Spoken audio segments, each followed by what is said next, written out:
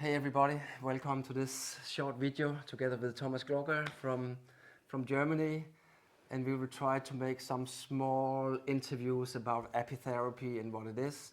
It's going to be maybe 5 or 6 small recordings that we're going to do. And I'm Flemming Weisnes, I'm from the pollen propolis group that we hope in the future will be the apitherapist group. And Thomas, who are you actually? So yeah, my name is Dr. Thomas Gloger.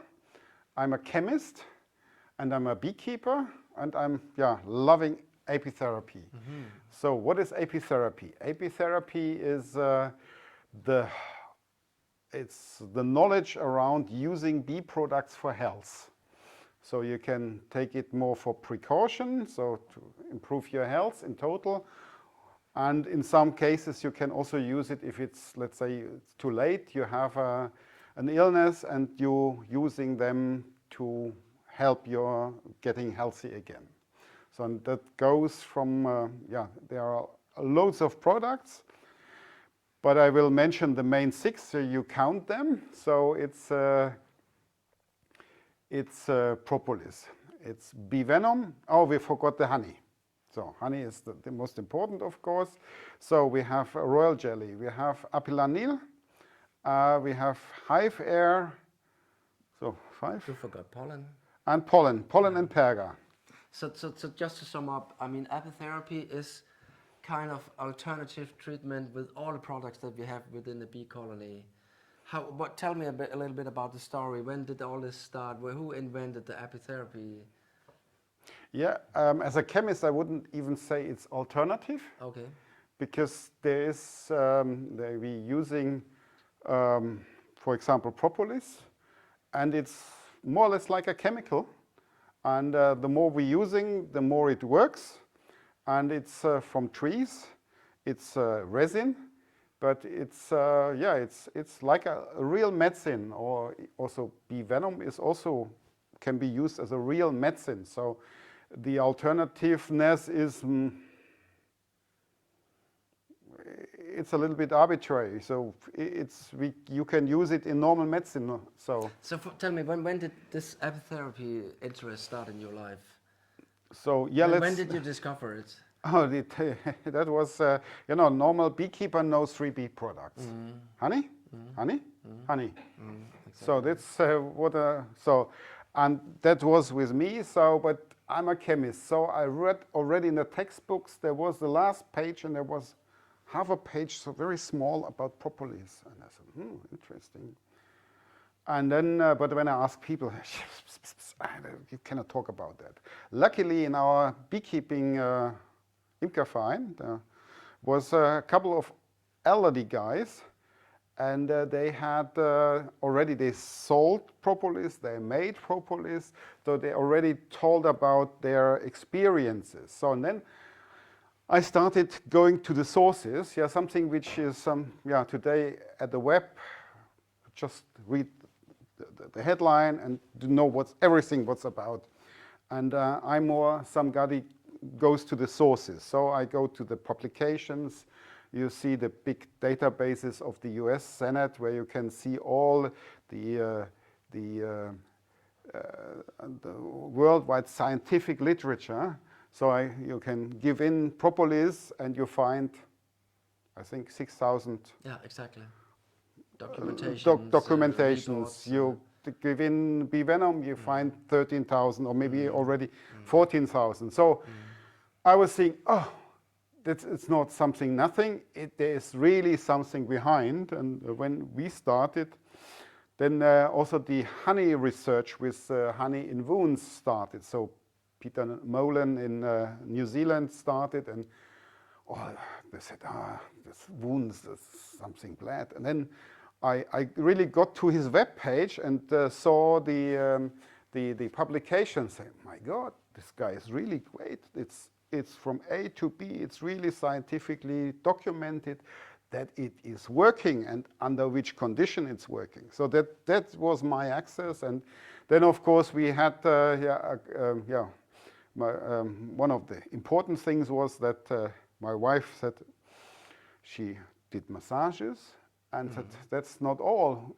maybe we can do something special with honey. So she found somebody who makes honey massage. So yeah, sounds strange. And even today in hotels you can get a honey massage, but this is something smeary, not very professional. But this guy was really, really good, and he taught my wife the detox massage. And in the end, and I was the guy who lay there on the bed, and he massaged me, Uli massaged me then again. So 3 times a massage on the day. I was half dead, and then, so really relaxed. So, and then he asked us, by the way, what are you doing with your propolis and your royal jelly? And we said, what? And then he started talking and talking and talking, and from the session just learning about a little bit about this honey massage, got a really a long-term friendship. He's our mentor, and he had he told us a lot of things, and we started really to go into the details. We went to courses, saw people, healers, and talking to them and collecting the knowledge and trying then to gather this knowledge, then condense it a little bit and put things out which are, let's say, a little bit questionable, and more condense the other stuff and transform that to lessons and bring it forward to the people. So just to understand the apitherapy more, so you have kind of a long life been involved in apitherapy. Tell us a little bit about your company. This is actually an advertisement, you could say, but what are you doing? What are you offering in your company, your apitherapy company? Yeah, the real start was that our mentor, Miljan Bobic, came to us, or came to me, and he's from ex-Yugoslavia, and he brought some recipes with it. So mixtures of honey with all the bee products. So he calls it Kraftmischung. And in this Kraftmischung there is apilanil, so the male drone larvae is in it. And he said, Thomas, you are a chemist. You make this product for me. I don't get it. And it's a little bit more complex process because you do freeze drying. And then it started more than 10 years ago. And then we made a company when I lost my job.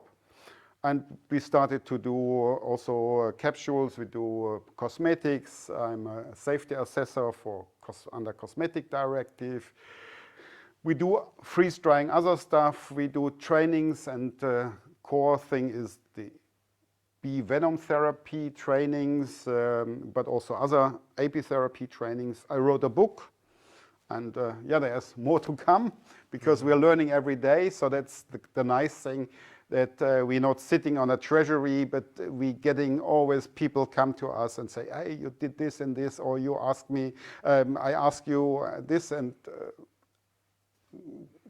then I did this and now it works. So we get this feedback, and we're learning every day and refining this knowledge. So I mean, just to close the session, why should I, if I'm sick, kind of not just go to a conventional doctor? What do we have there within beekeeping and all those products, and within apitherapy? What can you offer what the traditional medicine cannot offer?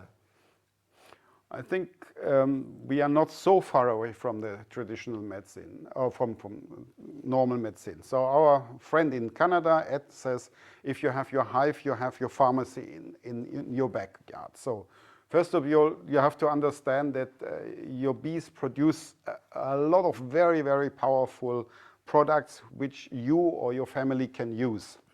So the other thing is that today people ask the web and run to the doctors if they have a tiny sneezing and a coughing and so on.